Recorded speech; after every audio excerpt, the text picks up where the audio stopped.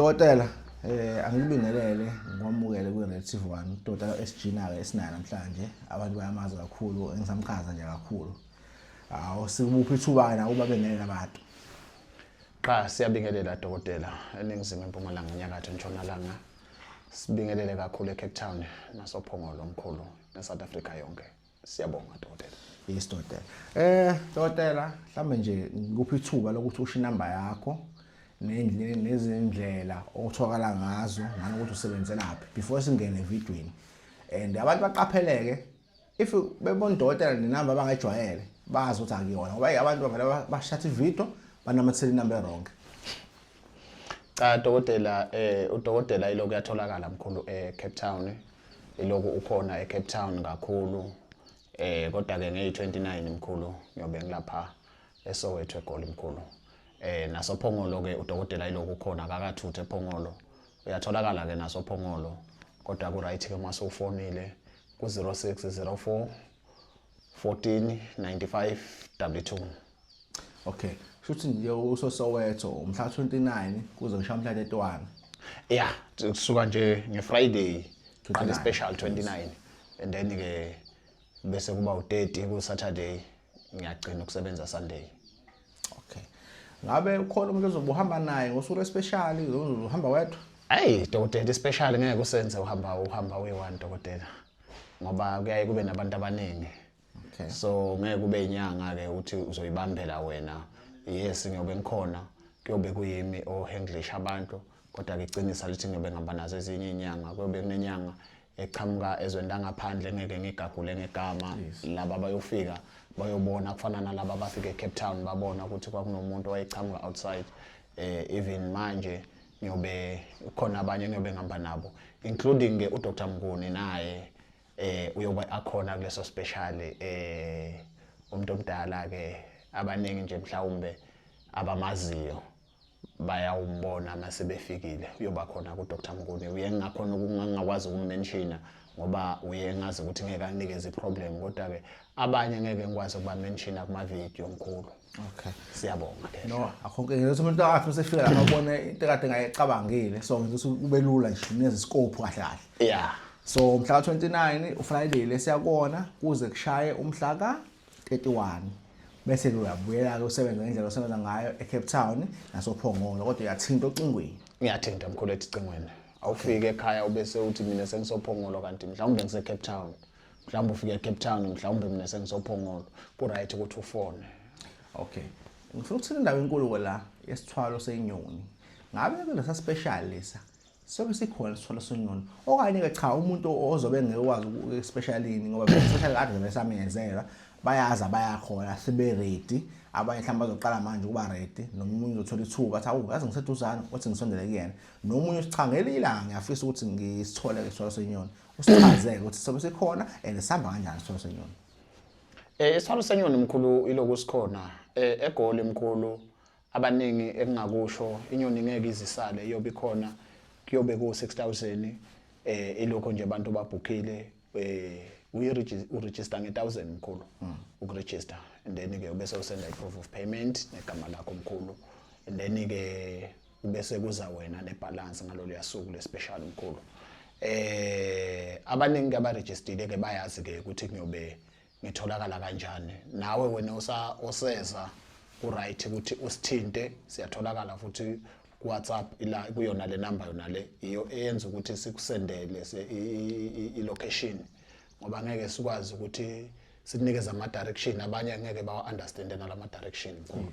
Abanye umuntu uma esuka emthatha nje uthi extension wathi uyogcina selahleka kodwa ke i-location iyobe khona pin location mkhulu. Siyabonga. Okay. Isinyoni ngiyasibuka njengamanje ngisayishowe nginenkinga zami. Umuntu onjani oqualifyayo cha this person uyaqualify ukuthatha isithwalo senyoni. Isithwalo senyoni mkhulu siyobe sithathwa wonke umuntu ophilayo. Okay. Ngoba isithwalo senyoni akukho la siphazamisa khona impilo yakho. Okay. Akukho asinamigomo eminingi kufana nezinye izinto mkhulu. Isithwalo senyoni iyonanto engiyethemba kwendlula konke ekutheni umuntu mayithethe yona ngeke kwenzeke nongolunye usuku abuya complainer athi yena usithethe isithwalo senyoni kodwa sesiyamxakala. akekho ngisho i1 even today kulabo abake bafika bathi bacela isithwalo senyoni akekho even namhlanje ofikayo othi yena une problem wathatha isithwalo senyoni asimlalisi. Uma sithi isithwalo senyoni ngabe sithi inyoni ikhona lapho noma cha igama nje? Isithwalo senyoni mkhulu siya include inyoni. Okay. Because uma abake bafika esigodlweni bayazi mkhulu sokuthi nje ukubuza indaba zasesigodlweni. Abake bafika ekhaya bayazi ke mkhulu kunama level ukuthi ufuna ukuthi inyoni sihide noma ufuna ukuthi inyoni singayihide ibe khona physically. Kodwa ke into engakuthembisa yona ukuthi mase nixabene nenyoni noma ngingakunikeza nalena ephilayo singakayihide ikhona. The day ifa lena niqabana nenyoni kuthiwa mhlawumbe sekune problem ekhona ngoba isithwalo senyoni asilwi nomndeni wakho. Kodwa into eyenzekayo sithi if sekune problem ekhona njengoba abanye baye kuthiwe sesiyabaxaka isithwalo, inyoni isuka kuwe ibiyele emvala wayilanda khona ayilwi nempilo yakho. So into eyenzekayo if ula kule level ukuthi uyakwazi ukuhamba nenyoni ephilayo khehla, ithi ke lenyoni the time nixabana ijika yolibiyela emuva lena ephilayo iyafa. Ebese lokho kade ngilethile uhamba nayo. Uhamba hayi ke khehla elidala. Uma ngiyokwenzela umzekelo. Uma ngosuku bothengisa amakasi kabeer awu15 just because bekufika inyoni before wawuthengisa u5. Inyoni mase ihambile uyobona ngokuthi ubiyela uthengise u5 ungasawuthengisa u15. Ayikho ke into efayo kuthiwe wakho umuzi amathayila sehambile wathenga imoto seyifile inyoni ayenzi leyo nto. Inyoni idila nemali. Inyoni idila nemali ngesikhathi ikhona. Okusho ukuthi ke mase sihambile ngeke isangena imali. Okusho ukuthi ngeke usaqhubeka wakhe imizi yakhe bentswempu kodwa ngeke izi affecteke imizi. Ku affecta imali. Ukuzo affecteke imali ukuthi imali ayisangeni ngale yandlela. Mawunamandla uyabuya ekhasini sekulungisela inyoni. Okay, kusho kahle ayikho reason yokuthi ngasithatha isithwalo senyoni ebese ngiyilanga ethi ngiyasibuyisela emuva ngoba sengi right ngoba vele asinabungozi. Inyoni mkhulu ayina problem. Hlezi ngisho nalabo abayithatha mkhulu even today akekho umuntu ocomplaina ngenyoni ukuthi inyoni yamnikeza inkinga yayingasamlalisi inyoni yaseyinama problem ayikho leyo nto mkhulu enyonini. Singakhuluma okunye khona okunye mhlawumbe singakukhulumela kodwa ayinyoni. Uthi ungeza ama ideas ezukuthi ofuna ukuthi ibonakale. Yeah, akana nkinga uzosho yena. Level. Yes. Uthi ngibona phela labelungu laba amakhehla aba rich bahamba nezinyoni zawo lemahlombe kuthiwa ophuli ekhuluma ukukhuluma. Kanti lezinyoni zala yizo lezi mhlambe bezimtshele hey enza kanje. Idlala ilotho enza kanje. Ngoba zile nyoni zophuli zakhuluma akazi ngimbona umuntu omnyama ephethe le nyoni la. Bathi angazi mhlawumbe khona obukayo uthi nawo mina mhlawumbe sovela. Yeah. Mkhulu inyoni isithwalo senyoni kahle kahle sisukele kophole. Okay. Uma sakhiwa ukwakhiwa kwaso because kubonakala ukuthi abantu abamnyama ababeliveli entweni ebonakalayo. Bafuna into abangayiboni into abayaziyo.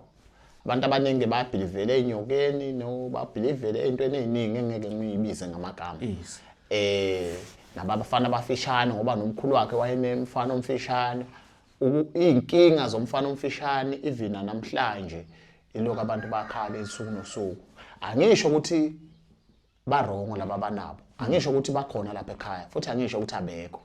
Kodwa indaba zasesigodlweni lezo kakhulu. Esigodlweni hayi ngozwa kahle. Wazosho njalo udokotela usuke sesho ukuthi kunjalo. Nimgade babukele emakhaya. Yeah. Kodwa uma sasikhulumela inyoni mkhulu. Inyoni into eyaziwa ngokuthi iphathwa abelungu. Most of the time ke abelungu baphatha into engahluphi. Hayi ngoba ingasebenzi. Kodwa kayihluphi.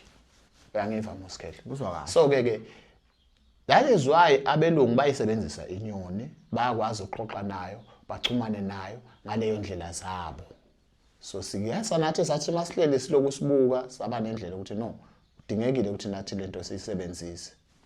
Ngokuhle ubuchwepheshe bakhona siyakwazi ke kuyihide ke ngabonakala futhi mase ukulevel thizeni because asikwazi ukukunikeza inyoni uhambe nenyoni yothengisa amagwinya Yozwa konjani lo? Inyoni emahlombe namagwinya kuhlangana kanjani? Akufuneki ke siku-expose. So sine level thizeni noma upastor kune level thizeni othi wena so unendawo yakho eright eseclete wathi na indlela yakho siyasho ukuthi hayi ilevel yakho iyavuma ukuthi singakunikeza inyoni uhambe nayo. Laba abake bayithatha ke banayo. Into engizwa ke sithola senyoni futhi sesivala nje. Sihlukana ngama level ngoba uyakhuluma ngomuntu odayisa amagwinya, uyakhuluma futhi ngomuntu onama tavern, uyakhuluma ngomuntu onama business ama truck. Futhi labantu laba abanezithwalo zenyoni ngokuhlukana kwabo kwelevel. Mkhulu ngiyakwenzela isibonelo. Ngeke ukwazi mkhulu ukuthatha inyoni ka 25,000 othengisa ngayo amagwinya. Okay. Inyoni ayifani nezinye izithwalo mkhulu. Yes. Ihlezi ngisho lokusuku nosuku. Inyoni ayifani. Ikhona into ongafika namhlanje uthi wena maybe winilotho.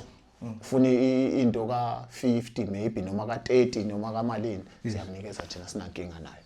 Kodwa inyoni noma ungawini lotho mawukuthi awukake waba nebusiness elukugijimisayo kufana nama truck nama taxi maybe nama tavern usazovula itavern yakho yokuqala bese uthi inyoni siyokunikeza inyoni engange level yakho ngoba inyoni ihamba ngama level. Yes.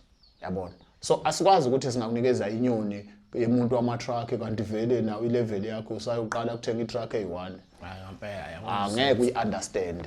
Kuyoba ne problem. So inyoni mkhulu upastor wenyanga ama client awangeni yini ubuye uhlale phansi nodokotela nilungisa indaba yenyoni dokotela. Hayi uqedile dokotela. No asibonge kakhulu inamba zikhona ku screen baqapheleke ukuthi inamba le short dokotela ngomlomo iyona screenini. Uma ngabe ibona la ku Red TV1 Stories iyona inamba yangempela. But uma ngabe uyibona ku Facebook qinisekisa ukuthi inamba dokotela yini. Dokotela akayifaki imali zama online nani ungakhulumile naye. Awuqhamuka usufaka imali nje. Kufanele ukhulume naye ngqo. Ungezwa ukuthi hayi mina ngithwasa lakhe ngiyamsebenzela mina nguye iPA yakhe cha izinvoice yakhe. Ake sinje next time stay blessed.